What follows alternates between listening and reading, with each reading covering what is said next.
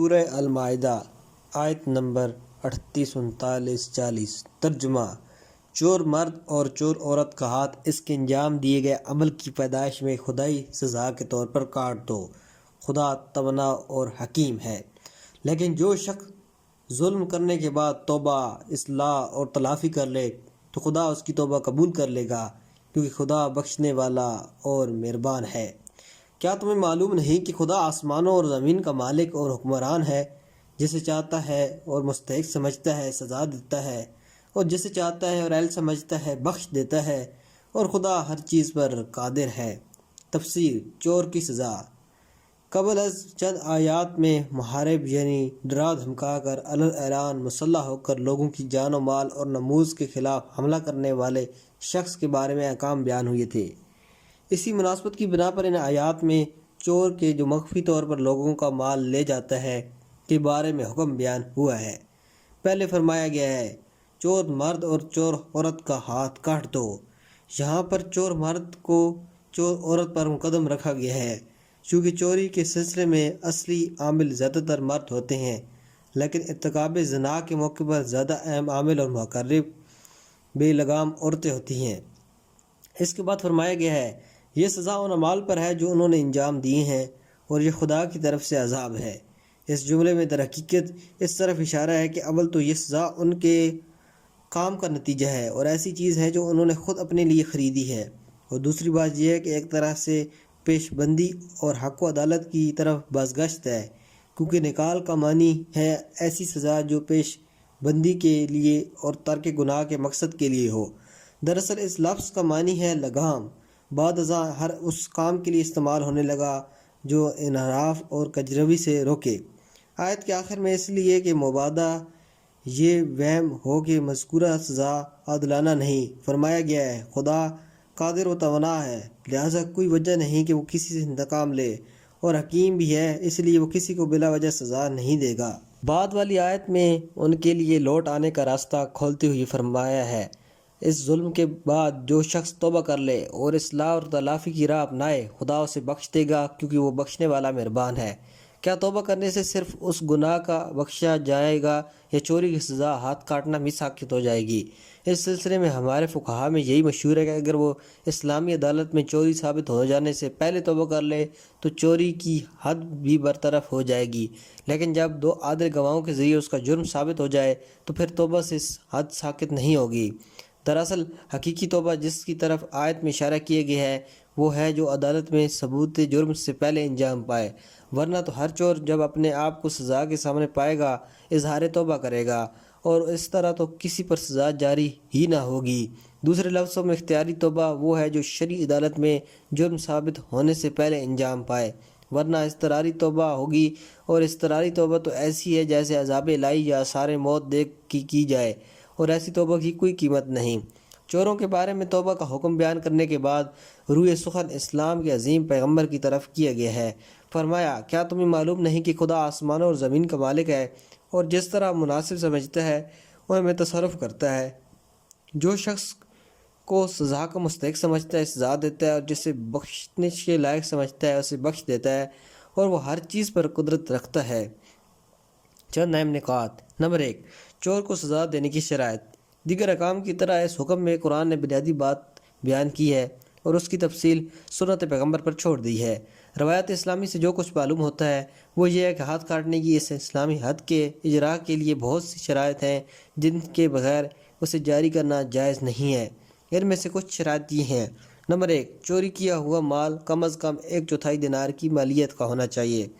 دینار سے مراد سکہ در سونے کا ایک مثل شرعی، اور مثقال شرعی برابر ہے 18 چنوں کے دانے کے، یعنی عام مثقال کا 3/4 حصہ۔ نمبر 2، مال محفوظ جگہ سے مثلا گھر، دکان یا اندر کی جیب سے چوری کیا جائے۔ نمبر 3، چوری قحط سالی کے زمانے میں جب کہ لوگ بھوک زدہ ہوتے ہیں اور ان کی رات سجائی نہیں دیتی نہ ہوئی ہو۔ نمبر 4، چور عاقل و بالغ ہو اور اس نے حالت اختیار میں یہ کام کیا ہو۔ نمبر 5، باپ کا بیٹے کے مال سے چوری کرنا یا ایک شریک کا شرکت والے مال سے چوری کرنا اس حکم میں نہیں آتا۔ نمبر 6، باغ کے درختوں سے پھل کی چوری کو بھی اس حکم سے مستثنی قرار دیا گیا ہے۔ نمبر 7، ہر وہ موقع جہاں چور کے لیے اشتباہ کا احتمال ہو کہ اس نے دوسرے کے مال کو اشتباہ سے اپنے مال سمجھتے ہوئے لیا ہے، بھی اس حکم سے مستثنی ہے۔ کچھ اور شرائط بھی ہیں جن کی تفصیل فقہی کتب میں آئی ہیں۔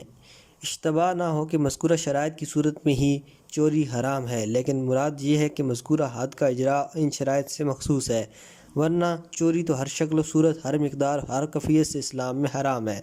نمبر 2، ہاتھ کاٹنے کی مقدار۔ روایات بیت سے استفادہ کرتے ہوئے ہمارے فقہا میں مشہور یہی ہے کہ دائیں ہاتھ کی صرف 4 انگلیاں کاٹی جائیں، نہ کہ اس سے زیادہ، اگرچہ فقہاء اہل سنت اس سے زیادہ کے قائل ہیں۔ نمبر 3، کیا یہ سخت سزا ہے؟ مخالفین اور اسلام اور کچھ نواقع مسلمانوں کی طرف سے بارہا یہ اعتراض کیا گیا ہے کہ یہ اسلامی سزا بہت سخت ہے، اور اگر آج کی دنیا میں یہ سزا نافذ ہو جائے تو بہت سے ہاتھ کاٹ جائیں۔ علاوہ ازیں اس حکم کے اجراء سے ایک شخص نہ صرف اپنے بدن کے ایک اہم حصے سے محروم ہو جائے گا، بلکہ ساری عمر کے لیے لوگوں کی انگشت نمائی کا شکار بھی ہو جائے گا۔ اس سوال کے جواب میں ان حقائق کی طرف توجہ کرنا چاہیے۔ نمبر 1، جیسے کہ ہم نے اس حکم کی شرائط میں کہا ہے کہ یہ حکم ہر چور کے لیے نہیں ہے، بلکہ چوروں کے ایک خطرناک گروہ کے لیے ہے۔ نمبر 2، اس جرم کے ثبوت کے لیے اسلام میں چونکہ خاص شرائط معین ہے، لہٰذا اس سے بہت کم لوگوں پر یہ سزا جاری ہوگی۔ نمبر 3، کم معلومات رکھنے والے لوگ جو بہت سے اعتراضات اسلامی قوانین پر کرتے ہیں، اس کی وجہ یہ ہے کہ وہ ایک حکم کو مستقل طور پر دوسرے تمام احکام سے الگ کر کے بحث کرتے ہیں۔ بالفرض دیگر وہ اس حکم کو صوفی، صد غیر اسلامی اور معاشرے میں فرض کرتے ہیں، لیکن اگر ہم توجہ رکھیں کہ اسلام صرف اسی ایک حکم کا نام نہیں بلکہ وہ احکام کے ایک مجموعے کا نام ہے، اور اگر یہ تمام احکام کسی معاشرے پر حکمران ہوں تو عدالت اجتماعی وجود میں آئے گی، فقر و تنگ دستی کے خلاف جنگ کی جائے گی، تعلیم و تربیت صحیح ہو، اور ادب و اخلاق، آگاہی، بیداری اور تقوی کا دورہ ہوگا۔ اس سے ظاہر ہو جاتا ہے کہ اس حکم کے زیر اثر آنے والے لوگوں کی تعداد کس قدر کم ہوگی۔ کہیں اشتباہ نہ ہو، مقصد یہ نہیں کہ آج کے مختلف معاشروں میں یہ حکم جاری نہ ہو، بلکہ مراد یہ ہے کہ فیصلہ اور قضاوت کرتے وقت ان تمام پہلوؤں کو نظر میں رکھنا چاہیے۔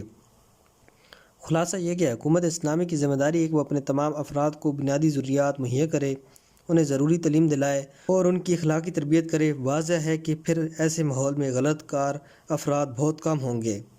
نمبر 4، اگر آج ہم دیکھتے ہیں کہ چور زیادہ ہیں تو اس کی وجہ یہ ہے کہ ایسا حکم جاری نہیں ہوا، لہٰذا جس علاقے میں یہ اسلامی حکم جاری ہوتا ہے، مثلا سعودی عرب میں گزشتہ سالوں میں یہ حکم جاری ہوتا تھا، وہاں بہت اچھا مالی امن و امان ہوتا ہے۔ خانہ خدا کے بہت سے زائرین سوٹ کیس، بٹوے اور تھیلے حجاز کے گلی کوچوں میں پڑے دیکھتے ہیں، انہیں کوئی شخص ہاتھ لگائے کی جرات نہیں کرتا، یہاں تک کہ گمشدہ چیزوں کے ادارے کے مامورین آتے ہیں اور انہیں اس ادارے میں لے جاتے ہیں اور مالک نشانی بتا کر لے جاتے ہیں۔ اس طرح رات کو بغیر دروازوں کے اکثر دکانیں کھلی پڑی رہتی ہیں اور کوئی ان میں چوری نہیں کرتا۔ یہ امر قابل توجہ ہے کہ یہ اسلامی حکم اگرچہ صدیوں تک جاری ہوتا رہا اور اس کی پناہ میں صدر اسلام کے مسلمان امن و امان کی زندگی بسر کرتے رہے، لیکن صدیوں میں گنتی کی صرف چند افراد پر یہ حکم جاری ہوا۔ ایک ملت کی صدیوں کی زندگی کے لیے اگر چند غلط کار افراد کے ہاتھ کاٹ دیے جائیں تو کیا یہ کوئی زیادہ قیمت ہے؟ نمبر 4، ایک اعتراض اور اس کا جواب۔ بعض لوگ کہتے ہیں کہ 1/4 دینار کی چوری پر حد کا اجراء کیا مسلمان کی جان کے برابر میں احترامات کے اسلامی احکام کے منافی نہیں، کیونکہ اسلام تو مسلمانوں کے لیے ہر قسم کی گزن سے محفوظ رہنے کا قائل ہے، اور ایک انسان کی 4 انگلیاں کاٹنے کی دیت اسلام نے بہت زیادہ معین کی ہے۔ جیسا کہ بعض تواریخ سے معلوم ہوتا ہے کہ اتفاقاً یہی سوال اسلام کے عظیم عالم مرحوم سید مرتضیٰ علم الہدیٰ سے تقریباً 1000 سال پہلے ہوا تھا۔ سائل نے شعر کی صورت میں اپنا سوال یوں پیش کیا، یعنی وہ ہاتھ جس کی دیت 500 دینار ہے، 1/4 دینار کے بدلے کیوں کاٹا جاتا ہے؟ سید مرتضیٰ نے اس کے جواب میں یہ شعر ارشاد فرمایا، یعنی امانت کی عزت نے اس ہاتھ کو گراں قیمت بنا دیا تھا، لیکن خیانت کی ذلت نے اس کی قیمت گرا دی، تم ذرا حکمت الہی کو سمجھو۔ والسلام علیکم ورحمۃ اللہ۔